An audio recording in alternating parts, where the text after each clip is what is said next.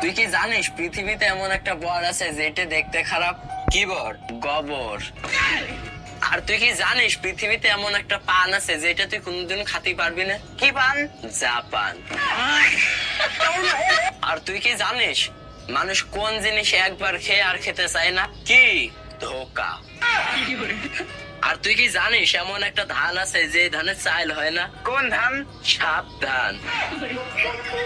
আর তুই কি জানিস কি নামতে পারে কিন্তু উঠতে পারে না? কি? বৃষ্টি। আর তুই কি জানিস কোন ছানা খাওয়া যায় না? কোন ছানা? বিছানা। এত সুন্দর হয়েছিল, একদম মুসমুসে।